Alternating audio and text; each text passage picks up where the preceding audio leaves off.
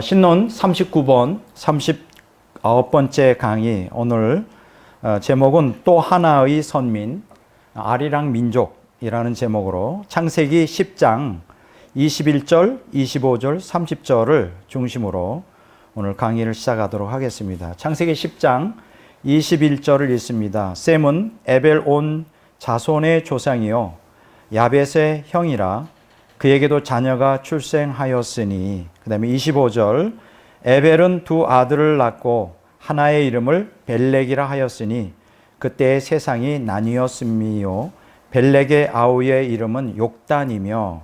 그 다음에 30절 읽습니다. 그들이 거주하는 곳은 메사에서부터 스발로 가는 길에 동쪽 산이었더라. 아멘.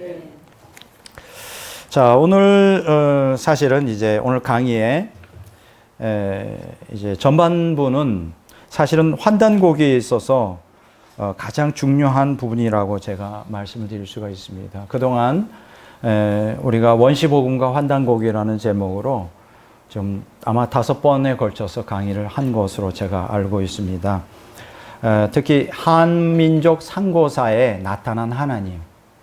물론 저는 이쪽 분야의 상고사 역사에 대해서 제가 전문가는 아닙니다. 저는 신학자이고 이제 원시복음을 다루다 보니까 또 여러 민족의 상고사에 나타난 그 하나님을 공부하다 보니까 이제 한민족의 상고사까지 이제 접하게 되었는데, 제가 이렇게 한민족의 상고사에 있어서 가장 그 자세하고 뚜렷하게 기록하고 있는 책이, 우리는 삼국유사, 삼국사기 이렇게 말하기 쉬운데 사실 그건 아닙니다. 그거보다 더 원초적인 원자료가 있어요. 그게 뭐냐면 환단곡이라는 거예요. 근데 참 안타깝게도 우리 한국 국사에 있어서 삼국유사다, 삼국사기다 이런 것들은 우리 학교에서 많이 이제 배우고 단군 신화에 대해서 배우는데, 사실은 그것들은 변질된 것이고요. 굉장히 왜곡되고 잘못된 것입니다.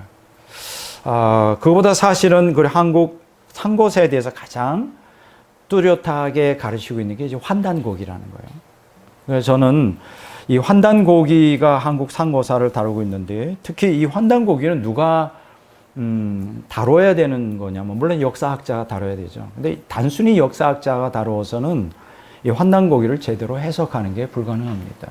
왜냐하면 우리 한민족의 상고사에 우리 하나님의 계시가 한민족에게 민족적으로 임한 거죠. 우리가 그러니까 쉽게 얘기하면 원시복음이 이제 아담과 또 에녹 또 노아 시대에 전파되었고, 그리고 노아 홍수 위에 다시 한번 인간이 반영을 하잖아요. 그게 이제 창세기 10장에 나오는 바벨탑 사건이 나오는데, 그 외에 이제 그 초기 인류 문명, 여러분들이 잘 아시는 대로 4대 문명에서 여러 가지를 따지지만 초기 문명의 이 원시복음의 전통이 이제 전파가 돼요.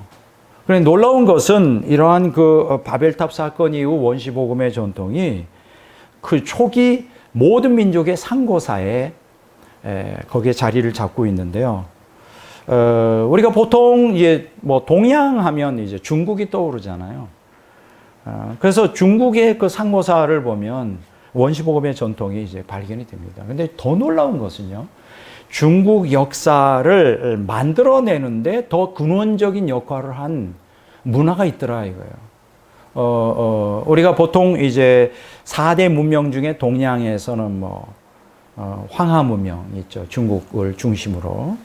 그런데 우리는 이제 황하 문명이 중국의 그 문명이고 근원지고 그 동양의 가장 시원이 되는 문명이라고 우리가 배웠는데, 사실은 안 그렇다는 거예요. 그 황하 문명보다 더 1000년 이상 더 앞서는 문명이 있는데, 그게 이제 홍산 문화라고 하는 문화라고 하는 것들이 이제 그 중국의 동북 쪽에서, 지금 말하면 동북 삼성 쪽이죠.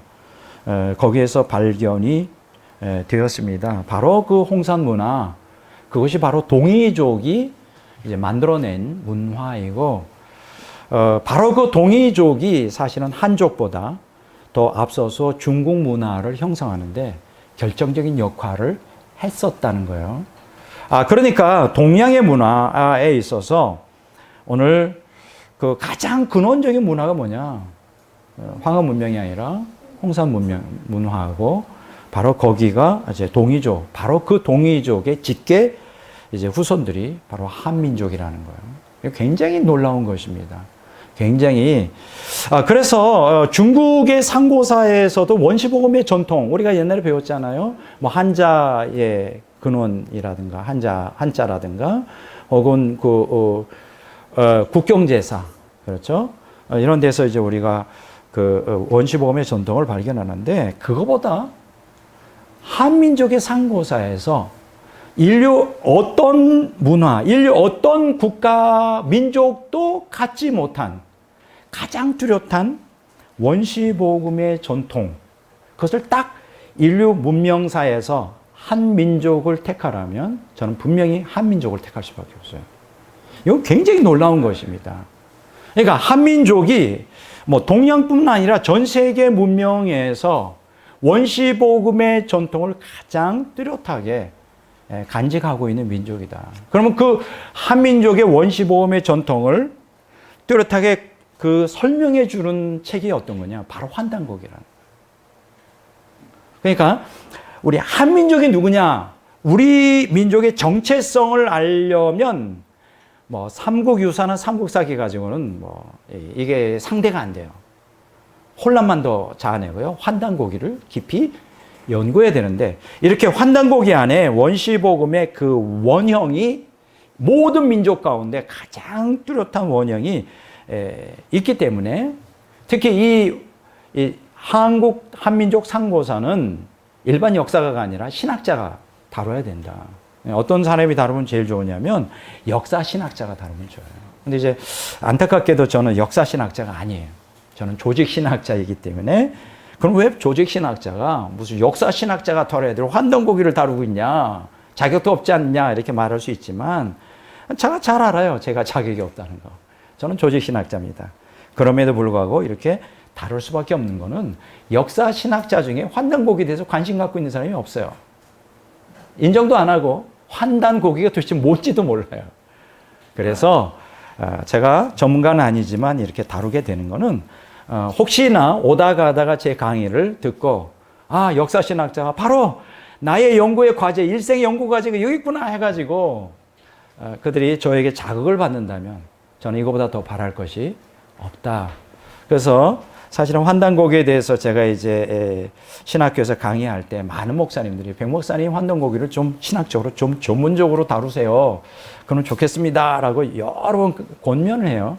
저는 거절했어요. 저는 저의 그 전공을 벗어나면 안 됩니다. 다만 이거는 그냥 맛배기로 그렇게 하는 거니까 저보고 이걸 연구하라고 하지 마십시오.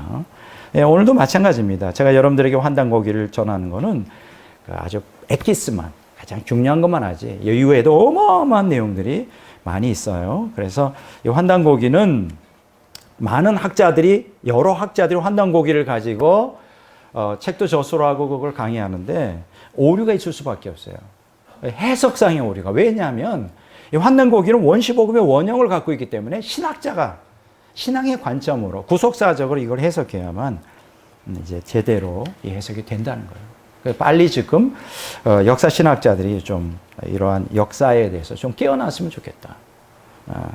자, 그럼 왜 제가 이렇게 환단고기 안에 원시복음의 핵심이 있다고 하느냐?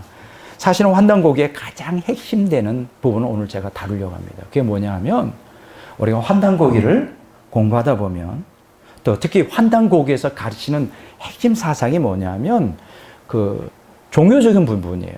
그러니까 사실 환단고기에서 가르치는 게 뭐냐면 성경에 계시된 하나님, 창조주, 구속주 하나님이 바로 우리 한민족을 택하여 사명을 부여해 주셨다는 거예요. 그게 환단고기의 핵심이에요, 사실은. 뭐 환단고기에 뭐 우리 동이족이다, 뭐 우리 동이족이 우리 한민족이 우리 조상이다, 뭐 이런 것도 중요하지만 환단고기의 가장 핵심되는 게 뭐냐 하면 바로 하나님을 계시해 주고 있어요. 네. 이제 그게 뭐냐면 바로 환단고기 보면 신교라고 하는 용어가 나옵니다. 신교. 따라서 할까요? 신교. 신교. 예, 예. 이 신교라고 하는 건 뭐냐면 신의 가르침이다. 그러니까 환단고기 자체가 하나님이 한민족을 가르치기 위해서 기록한 책이에요. 신교. 하나님의 가르침이에요. 근데 놀라운 것은 이 환단고기에서 신교는 거기에 뭐라고 묘사해 주겠냐면 한민족 고유의 신앙을 가르쳐요. 그러니까 우리 한민족은 원래부터 하나님의 가르침을 받는 민족이에요. 뭐 이스라엘이 그렇잖아요. 이스라엘이 출애굽 보면 이스라엘이 아예 하나님이 나타나잖아요. 민족적으로 그냥 하나님이 나타나서 그들을 가르치고 인도하고 구속하시잖아요. 그와 동일하다고 저는 생각할 수 있어요. 그러면 그 이스라엘, 유대인 이스라엘은 이 구속사의 기초를 놓는데 굉장히 중요한 역할을 했다면, 그러면 한민족은 어떤 역할을 해야 되느냐? 이 종말의 끝에 구속사를 완성하는데 아주 결정적으로 중요한 역할을 해야 되는 사명을 우리 타고난 민족이다. 이거 굉장히 중요한 의식이에요, 여러분. 사실 이런 가르침은 어마어마한 가르침이에요, 사실은. 우리 민족은 종말의 끝에 이 하나님의 이 뜻, 종말에 선교사를 파송하고, 여러분 한번 생각해 보세요. 우리 한민족이 얼마나 대단한 민족인지. 지금 전 세계에서 선교사를 두 번째로 많이 파송하는 나라가 우리나라예요. 있을 수가 없는 거예요. 여러분, 미국이 제일 많이 1등으로 선교사를 파송하고 있어요. 그리고 두 번째로 많이 선교사를 파송하는 민족이 우리 민족이에요. 여러분 한번 자세히 생각해 보세요. 우리가 뭐 로마 카톨릭까지 포함해서 기독교를 받아들인 게 몇 년 됩니까? 뭐 다 합해봐 250년도 안 돼요. 그 외에 수천 년 동안, 그렇죠. 2000년 동안, 그렇죠. 유럽 국가들, 영국, 프랑스, 그 외에도 수없이 많은 기독교 국가가 있잖아요. 로마 카톨릭이든 개신교든. 근데 그 모든 나라들을 제치고 우리 한국이 지금 선교사를 세계에서 두 번째로 많이 파송한다. 이게 뭔가 의미가 있지 않나요? 근데 재밌는 게 뭐냐면요. 한국이 그 1만 불 할 때, GNP 1만 불 할 때 10,000명을 파송했어요, 선교사. 한국이 2만 불 할 때 2만 명 파송했어요. 지금 한국이 지금 몇만 불이죠? 이제 곧 3만 불을 넘어갔죠. 3만 불 할 때 GNP가 몇 명을 파송하는지 3만 명을 파송하고 있어요. 이상해요. 한국은 GNP가 올라갈수록 거기에 비례해서 선교사를 그만큼 많이 파송. 우리가 4만 불 된다면 얼마나 파송할까요? 4만 불. 그러니까 우리가 잘 사는 나라가 되려면 뭐를 기도해야 될까?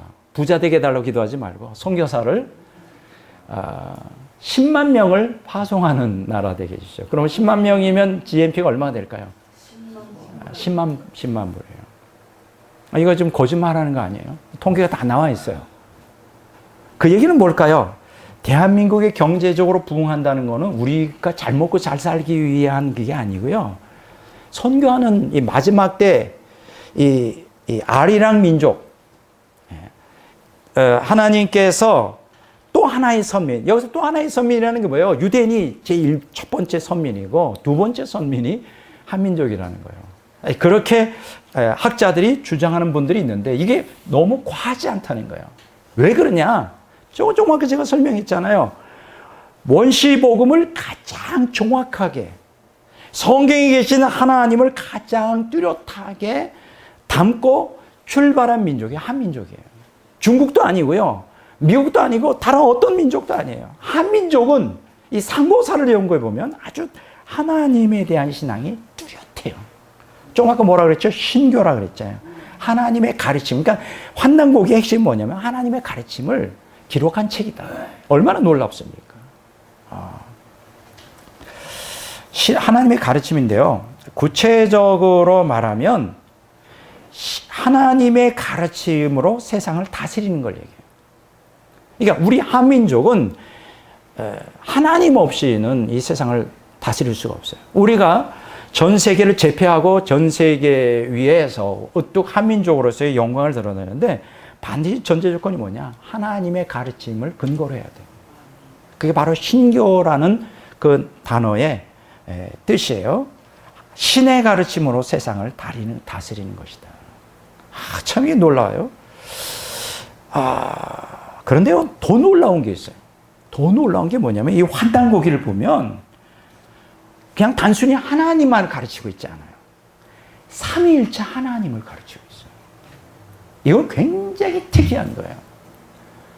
물론 여러분 첫 번째 선민인 그 이스라엘 백성들 구약 성경을 경전으로 삼고 있는데 여기 경전에 이 구약 성경에도 물론 삼위일체론이 나오죠. 그렇지만 뚜렷하게 신약 시대처럼 신약 성경처럼 삼위일체론이 구체적으로 한 하나님이지만 본질적으로 세 인격을 가진 한 하나님이다라는 이러한 것들이 이제 삼위일체론이 발달한 거는 신약에 와서죠. 그리고 이것이 이제 신학적으로 많은 그 논란을 격돌을 하다가 이제 신약 성경이 완성되고 이제 AD 400, 500년 경에 와서 비로소 삼위일체론이 확정이 돼요. 거의 400년에 와서. 300년, 400년에 와서 확정이 됩니다. 뭐 기독론 논쟁, 삼위일체론 논쟁에서 막 몇백 년 동안, 그러니까 그 2세기 중반부터, 이 1세기는 뭡니까? 이 사도시대들이고요. 2세기 넘으면 뭐 이제 100년에서 150년, 그때 이제 사도, 위에 또 사도들, 제자들, 속사도라고 그러죠. 그때부터 서서히 문제가 발생하다가 어디서 폭발하죠? 바로 300년, 313년 콘스탄틴 대제가 이제 기독교를 공인하고 박해가 끝나기 시작하면서 알렉산드리아 지방에서 삼위일체론의 논쟁이 시작됩니다. 그때부터 313년, 414년, 그러니까 약 한 150년에 걸쳐 격렬한 기독론 삼위일체론 논쟁이 있어요. 결국은 뭐 한 500년, AD 500년 이전에 모든 삼위일체론이 확정이 되죠. 뭐 8번의 그 교회 회의 중가 이제 열리면서 이제 확정이 되는데, 그래서 오늘날 우리가 정통교리에서 삼위일체론이 확보되는데 놀라운 것은 이 원시복음을 담고 있는 환단고기 안에 신교, 신의 가르침 안에 우리가 정통적으로 확립한 삼위일체론과 동일한 내용이 기록되어 있어요. 정말 놀라운 거예요. 이해가 돼요? 정말 놀라운 거예요. 아니 어떻게 하나님, 성경에 계시던 하나님만 계시하고도 이게 대단한 건데 어떻게 우리가 신구약 성경을 뛰어넘어 150년, 200년에 걸친 삼위일체론에서 확립되어진 그 삼위일체 교리와 동일한 삼위일체론이 환단고기 안에 있어요. 이걸 어떻게 설명하냐? 이제 그 얘기를 제가 오늘 시간이 되는 대로 여러분들에게 설명해 드리려고 합니다. 환단고기 안에 삼위일체 하나님이 계시되어 있어요. 인류 역사에 삼위일체 하나님을 계시한 나라 뚜렷하게 이렇게 우리 민족밖에 없어요. 물론 우리 중국에 가면 그 천단이라고 있어요. 우리 집사님들 거기 가보시면 거기 삼위일체론이 나옵니다. 이렇게 삼위일체 하나님에 대한 계시가 살짝 천단의 건축물에 나오지만 그러나 환단고기처럼 문자적으로 뚜렷하게 성경처럼 삼위일체론을 계시한 문서가 없어요. 이건 참 놀라운 거예요.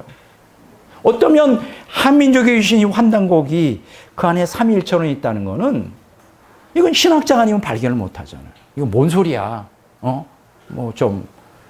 우리는 알잖아요. 그래서 참 놀라운 책이다. 자, 이 신교라고 하는데 이 신교에는 창조주 하나님은 오직 한 분 상제라는 거예요.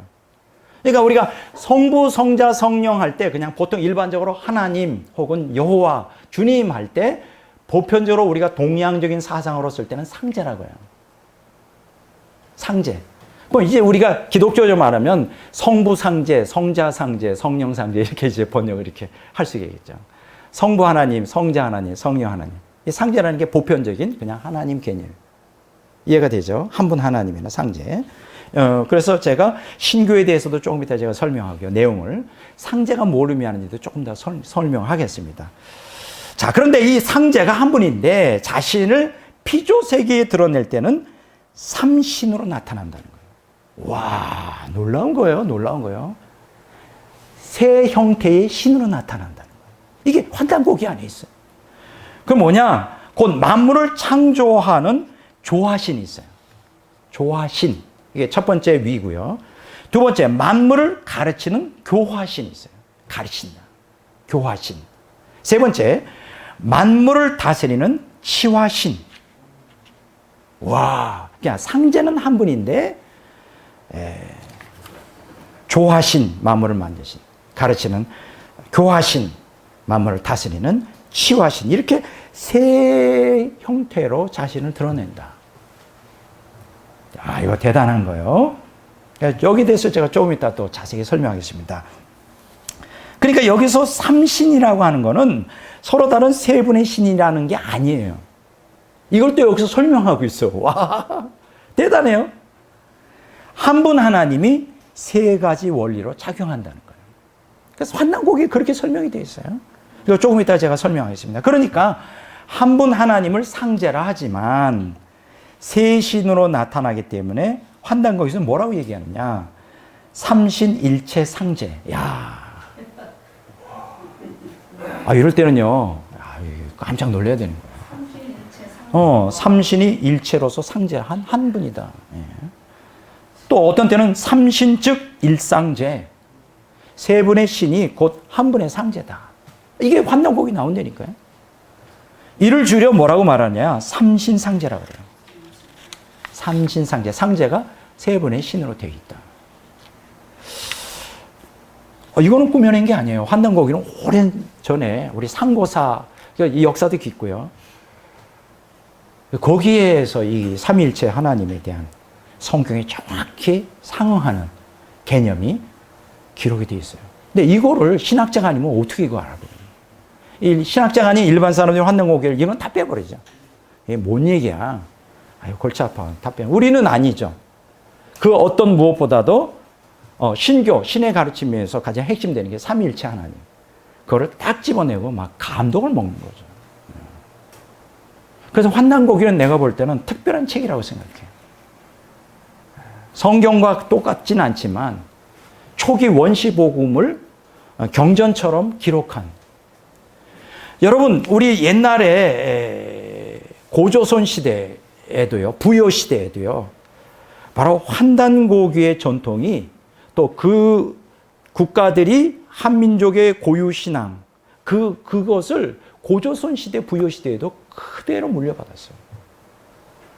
그러니까 그 신정 정치를 했다는 얘기가 나오잖아요. 이스라엘이 이제 신정 정치를 하잖아요. 하나님의 직접 통치를 받았듯이 우리 한국 고대 상고사에 나타나는 국가들, 뭐 환국, 그다음에 고조선, 부여 이 나라들은 다 신정 통치를 했어요.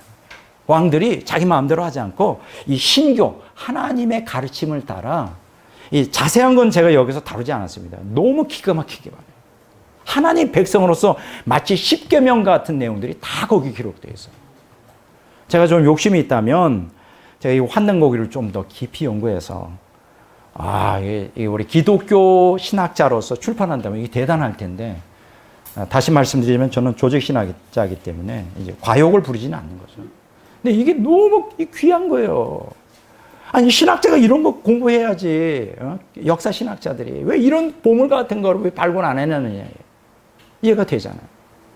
아니, 환단고기에 삼위일체론이 있어요. 그러니까 삼위일체 논쟁이 있기 훨씬 구약 시대. 이 환단고기가 언제 기록됐습니까? 거의 상고사, 아주 고대.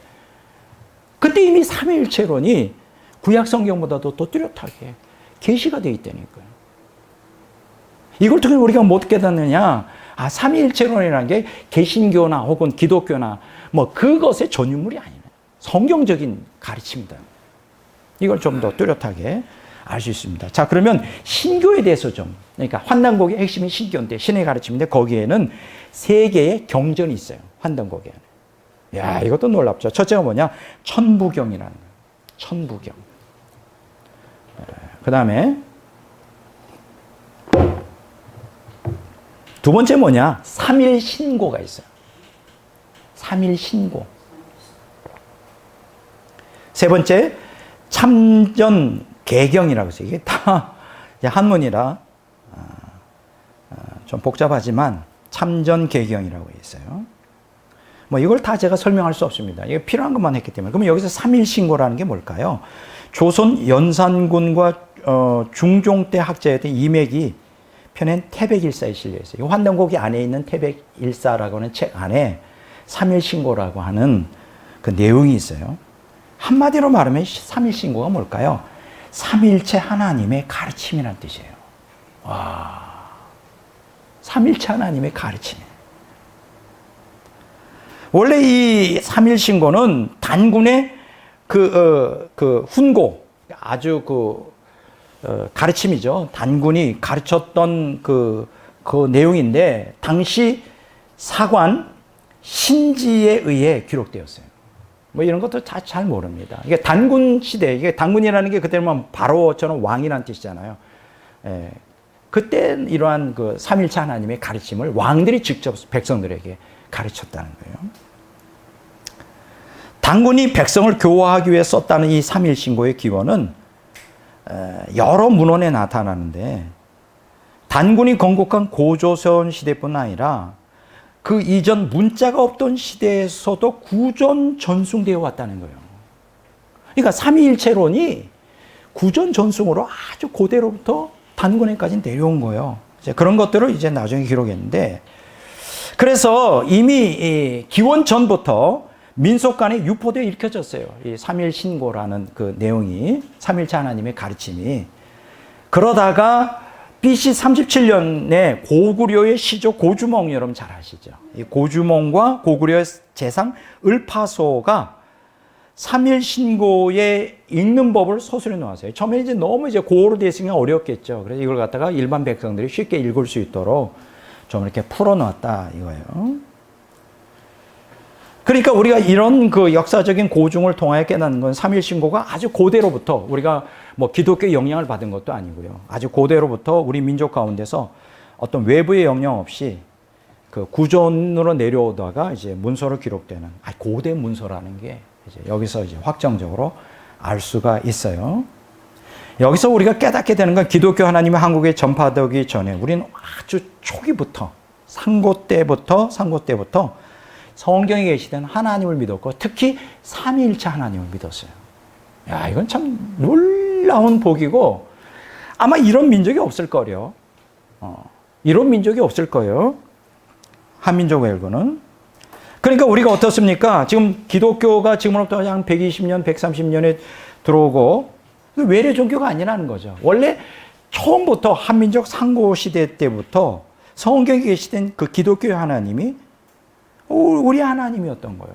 그러니까 선교사들이 처음에 진교 선교사들이 들어와서 복음을 전할 때 한국 사람들이 전혀 낯설지가 않았어요. 원래 그들은 태어날 때부터 그 하나님을 믿고 있었으니까, 조상적부터 자연스럽게 하나님을 우리 어떤 민족보다도 빨리 받아들일 수가 있었습니다. 여기서 우리가 깨닫게 되는 건 한국 기독교는 결코 유대인의 하나님을 섬긴 게 아니에요. 원래 성경에 계시된 창조주 하나님, 유일신 하나님을 섬겼고,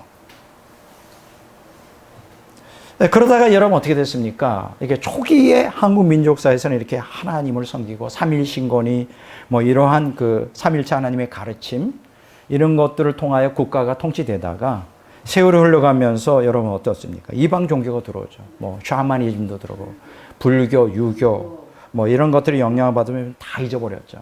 다 잊어버렸어요. 오랜 세월 동안, 그렇죠? 삼국시대부터 뭐 고려, 조선시대, 불교, 유교 뭐 이런 것들이 다 장하면서 원래 고래의 그 하나님에 대한 신앙을 잊어버리다가 근래에 와서, 근대에 들어와서, 그렇죠?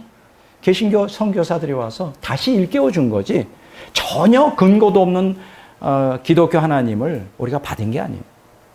그동안 불교, 유교, 이방 종교 때문에 눌려 있다가 다시 원래 민족적인 하나님, 그게 바로 기독교 하나님인데 그 하나님을 이제 회복하게 된 것이죠. 그러니까 저는 그렇게 생각해요. 그 어떤 민족보다도 한민족은 하나님 없이는 못 사는 민족이다. 원래 한민족의 피 안에, 혈통의 DNA 안에는 하나님을 향한 그 경배함이 있어요.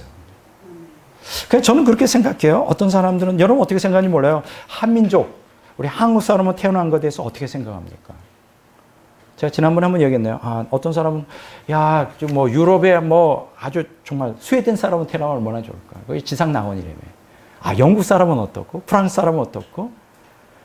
저도 세계 일주를 한번 해봤지만, 그런 데 가면 너무 화려하거든요. 문화 자체가 프랑스 가보세요.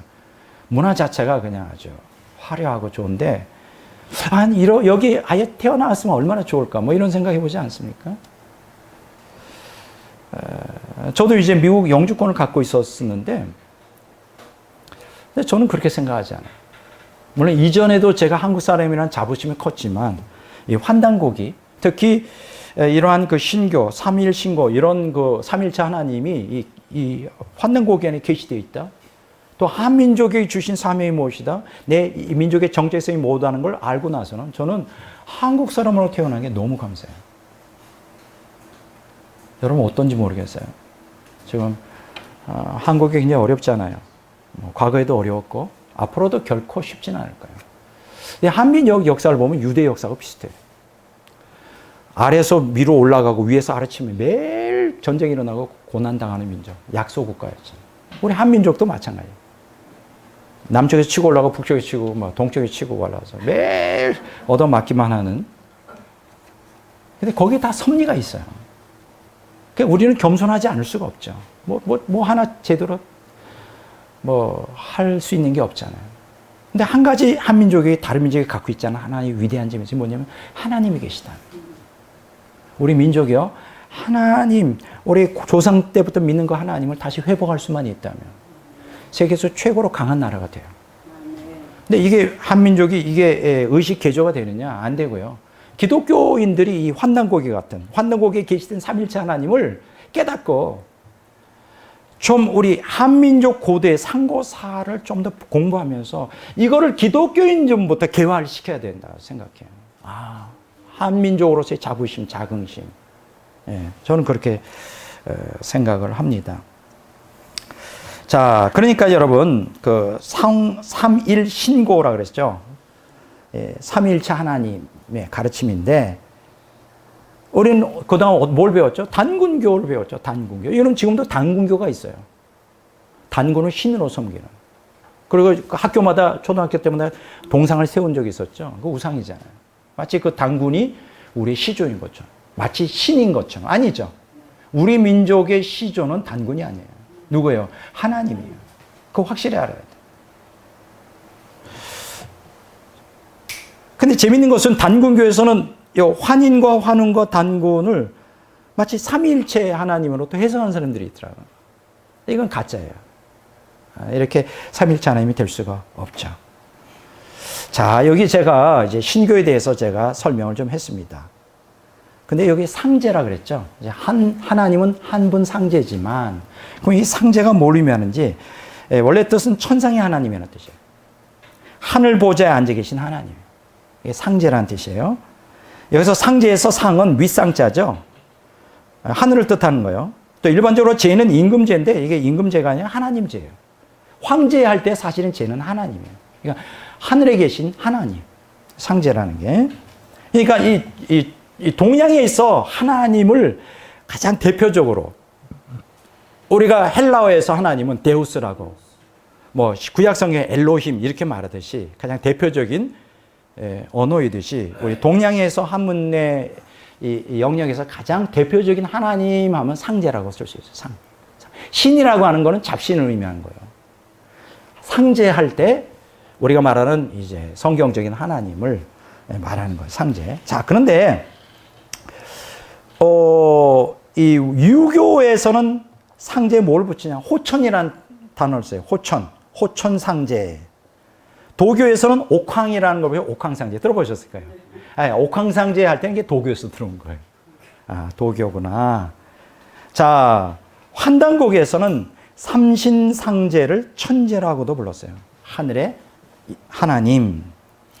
고구려 광개토왕의 비문에도 이 말이 나와요. 천제. 광개토왕 비문에 나옵니다. 하늘에 계신 우주의 통치자라는 뜻이에요. 그러니까 옛날 광개토왕 고구려 시대에도 우리 민족이 하나님을 섬겼다니까요. 그거 알고 있었어요. 그런데 재밌는 거는 이 상제를 환단고개는 천신으로도 번역하기도 하고요. 천황이라고도 봐요. 천황. 일본이 천황인데 이게 잘못된 거예요. 감히 인간을 천황이라고 부르면 안 돼요. 근데 환단곡이 나와요. 그 다음에 천주라는 단어도 나와요. 우리가 보통 천주하면 뭐가 생각나죠? 천주교. 그러니까 중국의 기독교가 바로 이 환단곡에 나오는 그 상제를 갖다가 천주라고도 번역해요. 그러니까 여러 가지로 번역할 수 있는데 중국에서는 주로 성경적 하나님을 천주라고 했잖아요. 그래서 천주시르이라고 하는 마테올리치가 쓴 책에 보면 이런 얘기 나요. 오국 천주가 즉화원 상제라. 이게 무슨 얘기냐면 서양에서 말하는 천주가 곧 중국의 상제다. 같은 뜻이라는 뜻이죠. 이게 환단곡이 나오는 겁니다. 뭐 이렇게 이제 우리가 상제에 대하여 여러 가지 의미를 들 수가 있는데, 아까 제가 얘기하기를 상제는 한 분 하나님이지만 피조교에 자기를 드러낼 때는 삼신으로 드러난다고 했죠.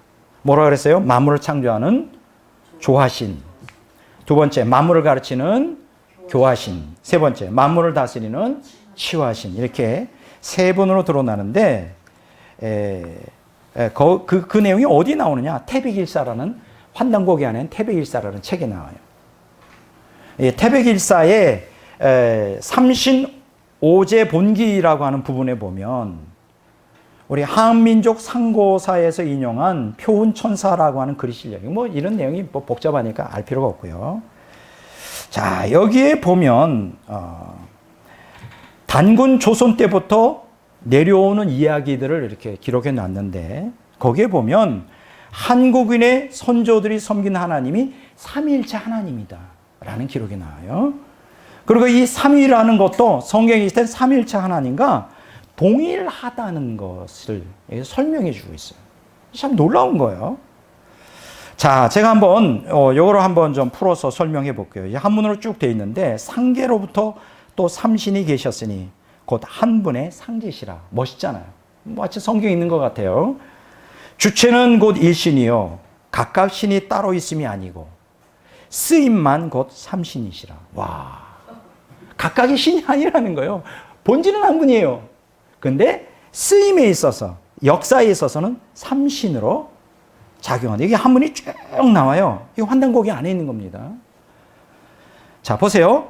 삼신은 만물을 끌어내시고 전 세계를 통치하실 가늠할 수 없는 크나큰 지혜와 능력을 가지셨더라. 그 형체를 나타내지 않으시고 최상의 꼭대기 하늘에 앉아 계신 곳은 천만 옥토요. 항상 크게 광명을 바라시고 크게 신명함을 나타내시며 크게 길한 상서를 내리시더라. 숨을 불어 만유를 만드시고 열을 뿜어내어 만물의 종자를 키우시며 신명하게 행하시어 세상 일을 다스리시니라. 그 다음에 건너뛰어 생각건대 저 삼신은 천일이라 하고 지일이라 하며 태일이라 한다. 그러면 천일은 뭐냐? 조화를 주관하고, 아까 얘기했죠. 조화신. 그 다음에 지일은 뭐냐? 교화를 주관하며, 교화신이죠. 그 다음에 태일은 치화를 주관하시는, 마음을 다스리는 치화신이다. 이렇게 세 구분이 된다. 여러분, 우리가 기독교적 용어로 그 오랜 세월 동안 막 삼일절원 가지고 용어 싸움을 했는데 그거 필요 없어요. 여기 그냥 자세하게 뚜렷하게 나와 있어요. 야, 이게 바로 환단곡이 안에 있어요. 야, 놀랍지 않아요? 정확히 표운천사가 가르치고 있는 삼일체로는 성경과 정확히 일치합니다.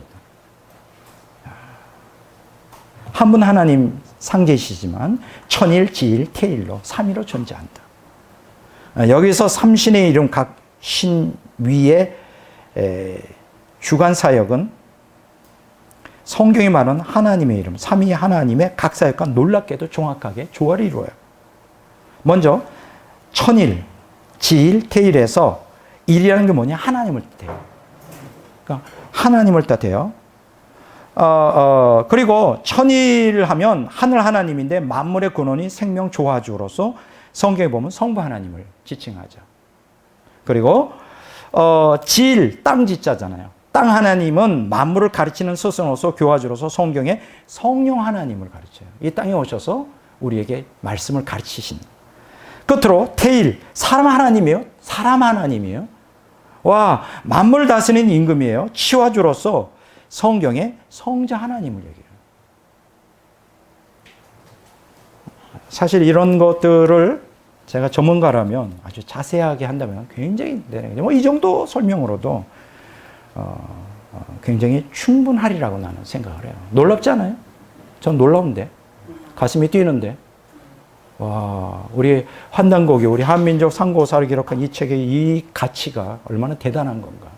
이 신학자 아닌 사람은 이런 거 모르죠. 삼일체론이 뭐 모르니까. 저는 알거든요. 야, 이건 참 대단한 것입니다. 자, 우리가 여기 이제 우리가 한 분 하나님이 세 가지 원리로 작용한다. 여기 이제 태백일사의 신시본기에 의하면 저 삼신은 곧 우주를 창조하시고 만물을 만드신 천일신이시다라는 문구가 나와요. 만물을 창조하신 천일신, 즉 하나님을 삼신이라고 분명하게 언급하고 있는 거죠. 예. 다시 말해서 하나님은 한 분이지만 그분은 삼위로 존재하는 한 분 하나님이다. 그러니까 우리 한민족, 우리 민족 한국 사람들은 다 신숭배를 하지 않았어요. 우린 그렇게 배웠어요. 샤머니즘. 아주 옛날부터 무당하고 귀신 섬기고 그러다가 우리가 복음이 들어와서 이나마라도 하나님 믿게 돼요. 아니에요. 그건 틀린 말이에요. 아예 상고사 초기에는 다신을 숭배하지 않았어요. 오직 삼위일체 하나님. 성경에 계시던 삼위일체 하나님. 우리 조상들은 다 섬겼어요. 그래서 이 초기 고대에 보면 이제 나중에 제가 그 고인돌에 대해서 얘기할 겁니다. 오늘 얘기를 하기에는 좀 그런데 좀 가능한가요? 제천의식을 행했어요. 이거 시간이 되면 조금 얘기하면 좋겠는데 우리 한국만 인류 모든 민족에서 우리 한국만 제천의식이 굉장히 강한 민족이에요. 물론 중국도 제천의식이 했지만 한국 사람처럼 대대적으로 한 민족이 없어요. 제천의식, 쉽게 얘기하면 하나님을 예배드리는 그 일들을 많이 했어요. 우리 한민족이. 그것을 어떻게 알 수 있느냐? 바로 고인도를 보면 알 수 있어요. 그 얘기를 조금 오늘 하고 오늘 강의를 끝내는 게 참 좋을 것 같아요. 요거는 좀 하는 게 좋을 것 같아요. 고인돌에 대해서 여러분 배웠죠? 어떻게 배웠습니까? 우리 중학교, 고등학교 고인돌은 그게 원래 죽은 사람들 시체 장례 지는 것이다. 근데 저는 그때도 믿어지지가 않았어요. 고인돌이 무슨 역할을 하는지 몰랐지만 고인돌이 그러면 많이 있어야 될 거 아니에요. 동네에 하나 있을까 말까. 없는 데도 있고. 거기서 어떻게 죽은 자를 제사 지내? 아니, 죽은 자를 거기다 묻느냐고. 말이 안 되는 거예요. 여러분, 우리 한민족은 고대로부터 제천의식이 굉장히 강한 민족이었어요. 그 대표적인 게 뭐냐면 고인돌인데, 이 고인돌을 깊이 연구해 보면 고대 문화의 뿌리, 그리고 고인돌을 통하여 우리 한민족의 정체성을 깨닫는데 결정적인 역할을 합니다. 근데 재밌는 것은요, 우리 한반도 전역에서 이 고인돌이 발견이 돼요. 다른 말로 말하면 모든 민족 가운데, 모든 나라 가운데 고인돌을 제일 많이 소장하고 있는 나라가 한국이에요. 그러니까 한국이 원산지예요. 이해가 돼요? 그리고 고인돌이 어디에 있느냐? 홍산 문화가 있는 그쪽에 좀 있고요. 고인돌이 또 어디 있느냐? 일본에 좀 있어요. 그 얘기 뭐예요? 한민족이, 동이족이 한국에 들어와서 한반도에서 고인돌, 제천의식을 아주 활발히 했고, 그리고 일본으로 건너가서 그 전통을 이어줬다는 거예요. 전 세계에서 고인돌을 그렇게 많은 민족은 한 군데도 없어요. 고인돌이 가장 오래된 게 6,000년까지 올라가요. 우리나라 전역에서 확인되는 고인돌이 지금 쭉 올라가면 6,000년, 지금부터 6,000년. 고인돌 건립 연도가 BC 3,000년, 4,000년까지 거실로 올라가는데요. 남북한 학계 보고서에 의하면 고인돌의 숫자가 무려 한반도에 25,000에서 35,000개가 된다고 해요. 놀랐죠? 그렇게 많은 줄 몰랐죠? 근데요, 35,000개가 한반도에 있어요. 그런데 전 세계 고인돌이 숫자가 몇 개냐면 7만 개 정도 된다고 그래요. 야, 거의 절반이 한반도 안에 있어요. 이 고인돌이라는 게 뭐냐? 이게 제사를 드릴 때, 하나님께 예배를 드릴 때 쓰는 건데, 그러니까 전 세계적으로 초기 고대 문명이 다 하나님을 예배 드리는 거죠. 아브라함이 제단을 쌓은 것처럼. 근데 그 중에서도 가장 걸출하게 제천의식을 행했던 민족이 한민족이에요. 거의 7만 개 중에 절반을 우리 한민족이 갖고 있어요. 그런데 여기 중요한 것은 이 고인돌의 그 사용 용도가 뭐냐? 뭐 무덤으로서 지성묘냐 아니라는 거예요. 제단으로서의 지석단이라는 사실이죠. 그러니까 지석단이라는 건 제단을 위한 어떤 단인이라고 하는 거예요. 예. 지석단. 그런데 이게 어떻게 제사를 지내는 제사단인데 이게 어떻게 무덤으로 이렇게 번역이 됐냐면 고인돌 중에 가끔 이제 발굴하다 보면 뭐 사람의 뼈 같은 거 뭐 이런 것들이 이제 나온 거예요. 유골 같은 게. 그러니까 이걸 이제 뭐 몇 개에서 나왔다고 이걸 단정해 버린 거예요. 근데 그렇지 않죠. 그럴 수 있죠. 원래 하나님께 드리는 제단인데 그 밑에다가 죽은 사람은 놔서 그럴 수도 있고 뭐 그럴 수 있는 거예요. 근데 그 몇 개가 발견됐다가 그걸 갖다가 무덤이라고 말하는 거는 좀 어렵죠. 고인돌의 기능에 대해 19세기 말까지는 제단으로 보는 시각이 우세했는데 무신론 사상이 팽배해지면서 현대인으로 고인돌을 선사시대의 돌무덤으로 이제 간주하게 됐는데 이건 잘못된 해석이라는 거예요. 이건 터무니없는 억측이라는 거죠. 그러니까 고인돌은 우리 배달 결야가 어떻게 하나님을 섬겼는지 물증으로서 가장 잘 보여주는 귀중한 유물이다 이렇게 말할 수 있어요. 제천의식을 할 때 전 국민이 참여하는 국가적 대사인데 국가적 행사를 치르기 위해서는 어떤 때는 큰 고인돌이 필요하죠. 우리 한국에도 아주 엄청난 고인들이 큰 고인들이 있고 좀 작은 고인들이 작은 고인들은 뭐냐 마을마다 마을 사람들이 모여서 제천의식을 하는 것이고 큰 고인들은 국가적인 차원에서 뭐 하는 고인돌이다 이렇게 나눌 수가 있습니다. 그래서 아까 얘기한 고인돌이 만주와 중국 동북 지역 동이족 영역이죠. 거기서 발견이 되고요. 그 다음에 이제 한반도 각지에서 골고루 산재되어 있는데, 자, 그렇게 우리가 말할 수가 있습니다.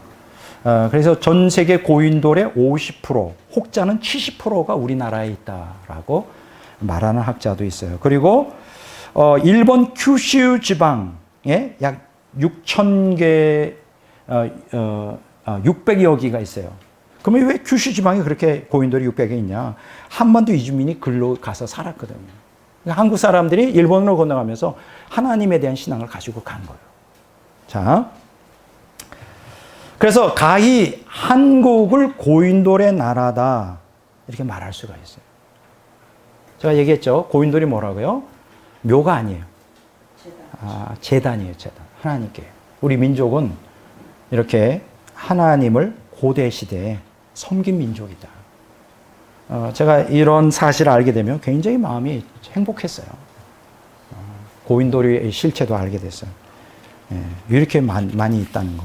그래서 오늘 저는 오늘 강의 여기까지 끝내겠습니다. 오늘 하나님께서 유대인만이 아니라 이제 한국 사람도 한민족도 하나의 선민으로 그걸 아리랑 민족이라고 이제 다음번 설 강의 때 이제 그 얘기를 하겠지만 선택하셨는데요. 이 특별한 민족이에요. 환단곡이라고 하는 책에 신교 하나님의 가르침이라고 하는 특히 그 삼위일체 하나님 그 아주 뚜렷하게 거기에 기록이 되어 있다는 걸 보고 야 우리 한민족은 복받은 민족이구나. 우리 한민족은 마지막 시대에 해야 될 중차대한 사명이 있구나. 사명이 있다면 여러분 이런 얘기 들어봤어요? 사명이 있는 자는 절대 도중에 죽는 법이 없다. 사명이 끝날 때까지. 저는 정권이 어떻게 바뀌든 경제가 어떻게 되든 뭐 어떤 그 국제적인 상황이 어떻게 흘러가든 그건 개의치 않습니다. 중요한 거는 하나님이 이 민족을 택하셨고 마지막 시대에 쓰기를 원하신다는 이 확고한 저는 구속사적인 역사관을 갖고 있어요. 우리 먼저 이런 사실에 대하여 기독교인들이 감사를 해야 되겠고 또 이런 구속사적인 측면에서 한민족 상고세에 대한 역사의식을 확고하게 갖고 그 정치든 경제든 그 무엇이든 평가하고 설명하는 게 중요하다. 저는 그렇게 생각을 합니다. 오늘 강의 여기까지 하도록 그렇게 하겠습니다.